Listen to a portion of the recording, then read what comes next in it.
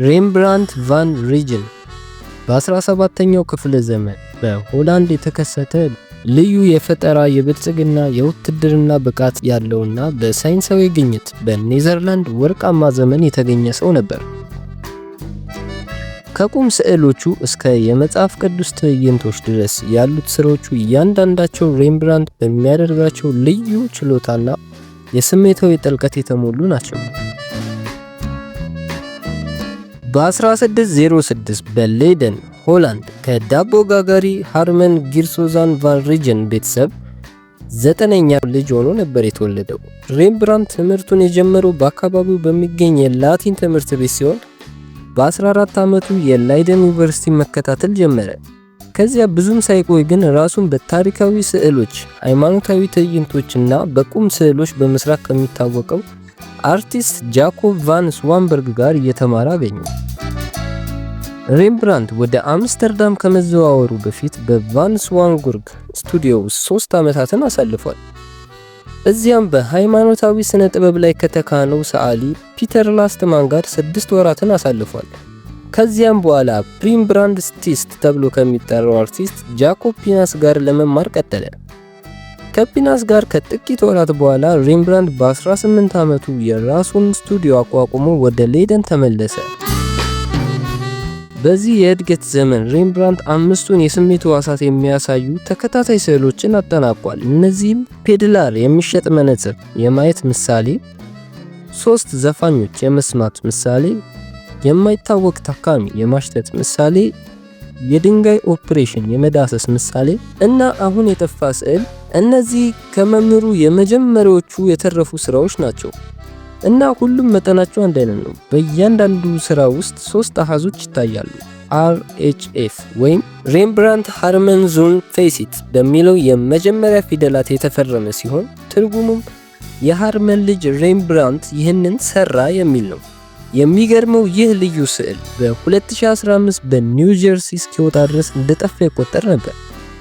ከ1625 እስከ 1631 ባለው ጊዜ ውስጥ የጥበብ ታሪክ ጸሐፊዎች የላይደን ዘመን ብለው በሚጠሩት የጥንት የሬምብራንት ዘይት ስዕሎች የሚከተሉትን ያካትታሉ። የቅዱስ እስጢፋኖስ መወገር በ1625፣ የሙዚቃ አነጋገር በ1626፣ ዳዊት ጎልያድን ራስ ለንጉሱ ሳኦል ማቅረቡ 1627፣ ሳምሶን እና ደሊላ 1629፣ ሴት ስትጸልይ 1629፣ የኢየሱስ ቤተ መቅደስ ውስጥ ያለው አቀራረብ 1631። የሬምብራንት የሥራ ሂደት ለውጥ ያመጣው በ1628 ኮንስታንቲን ሁይገንስ ወደ ስቱዲዮ መጥቶ ከጎበኘው በኋላ ነው። ሬምብራንት ገና በለጋው ሥራ ወቅት ኢቺንግ ማምረት የጀመረ ሲሆን የእጅ ሥራውን ወደ ጥበብ ከፍ እንዲል አድርጓል። በመሰረቱ ኢቺንግ በመዳብ ሳህን ላይ የሚቀረጽ ስዕል ነው። ብዙዎቹ የሬምብራንት ጽሑፎች እንደ መቶ ጊልደር ህትመት እና የክርስቶስ ስብከት በጣም የታወቁ በህትመት ሰብሳቢዎች በጣም የተከበሩና በአጠቃላይ ሕዝብ የሚደነቁ ናቸው። መካከለኛው ዓመታት ከ1631 እስከ 1650 ጥቁር ኮፍያና ጎርጌት ያለው የአሮጌው ሰው ጡት 1631፣ የልዕልት አማሊያ ቫን ሶልምስ ፎቶግራፍ 1632፣ የሞሪተስ ሁይገንስ ፎቶግራፍ 1632 እና የአንዲት ወጣት ሴት ከደጋፊዋ ጋር የቆሙ ስዕል 1633 ይገኙበታል። በ1634 የሊዋርደን ከንቲባ የነበረችው የህግ ባለሙያ ሴት ልጅ አገባ። ሬምብራንትና ሙሽራ ብዙም ሳይቆዩ 2 ህፃናት ወለዱ። እንደ አውሮፓውያን አቆጣጠር በ1630ዎቹ ሬምብራንት ትዕይንቶችን በከፍተኛ ሁኔታ ከመጽሐፍ ቅዱስና ከአፈ ታሪክ እጅግ ተቃራኒ በሆኑ ቀለሞችና በአስደናቂ ችሎታዎች ሳለ። ተቺዎች ከሱ በፊት ከነበረው ሰዓሊ የጴጥሮስ ፖል ሩበንስ ተጽዕኖ በእነዚህ ስራዎች ውስጥ ይወጣል። አንደኛ በገሊላ ባህር ላይ ያለው ማዕበል በ1633፣ ሁለተኛ የቤልሻዘር ድግስ 1635 እና የሳምሶን አይነ ስውርነት በ1636። የሬምብራንት የቁም ምስሎች ፍላጎት ለማሟላት የስቱዲዮ ተለማማጆቹን እንዲረዳቸው ጠይቋል። እንደ አውሮፓውያን አቆጣጠር በ1639 ጥንዶቹ ወደ አዲስ ከፍ ያለ መኖሪያ ሄደው በኋላም የሬምብራንት ሃውስ ሙዚየም ይሆናል። በሚቀጥለው ዓመት አዲስ የተወለደችውን ሴት ልጅ ካጣች በኋላ የሬምብራንት ሚስት ቲቶ የተባለ ወንድ ልጅ ወለደች። ይሁን እንጂ ከወለደች በኋላ ብዙም ሳይቆይ በ1642 ቱበርክሎዝ በሚባለው በሽታ ተይዛ አረፈች። የሴት ልጁንና ሚስቱን ማጣቱ በ1640ዎቹ ውስጥ በአርቲስቱ ስዕሎች ላይ ለውጥ እንዲያመጣ ተጽዕኖ እንዳበረከተ ምንም ጥርጥር የለውም። ይህም በርዕሰ ጉዳይና በድምፅ የበለጠ ጨዋ ነበር። በ1642 የተሰራው ዘ ናይት ዎች የተባለው ስራው በዚህ ጊዜ ውድ ከሆኑትና ከደች ወርቃማ ዘመን ካሉት ከፍተኛ ስራዎች ውስጥ አንዱ ነው። ትልቅ መጠን ያለው ወደ 12 በ14 ጫማ የሚጠጋ ስዕሉ አስደናቂ የብርሃንና የጥላ ተቃርኖች ያሳያል። ከዘ ናይት ዎች በኋላ ሴት ባልጋ ላይ በ1643፣ በመስኮት ያለች ልጅ በ1645 እና ሴት በመታጠብ ላይ ያለች በ1654 እንደ አውሮፓውያን አቆጣጠር በ1640ዎቹ ውስጥ ሬምብራንት እንዲሁ በስዕሎቹ ውስጥ ብሩሽ ስራን እንደ ሌላ ያገላለጽ ዘዴ ተጠቅሟል። 10 ዓመታት እያለፉ ሲሄዱ ግን አርቲስቱ ብዙውን ጊዜ ለእይታና ለገጸ ምድር አቀማመጦች አሳለፈ። ሬምብራንት ከቀድሞ አገልጋይ ከሄንሪክ ስቶፍልስ ጋር ግንኙነት ጀመረ። በ1654 አንዲት ሴት ልጅ ወለዱ። እንደ የአይሁድ ሙሽሪት በ1662 እና የጠፋው ልጅ መመለስ በ1669 ያሉ ስራዎች አርቲስቱ የብርሃን አጠቃቀምን የተካነ መሆኑን ያሳያሉ።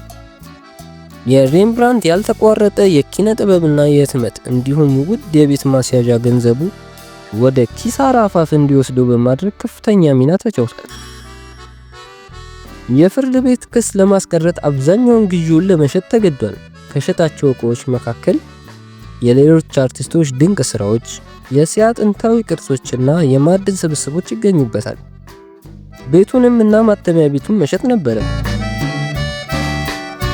ከ1634 ዓ.ም ጀምሮ አባል በሆነው በአምስተርዳም ሰዓሊዎች ማህበር ስዕሎቹ እንዳይሸጥ ተከልክሏል። ይህን ችግር ለመፍታት አማቹ ሄንሪክ ጄ እና ልጁ ቲቶ በ1660 የስዕል መሸጫ መስሪያ ቤት መስርተው ሬምብራንት እንደ ተቀጣሪ ሆነው ሰሩ።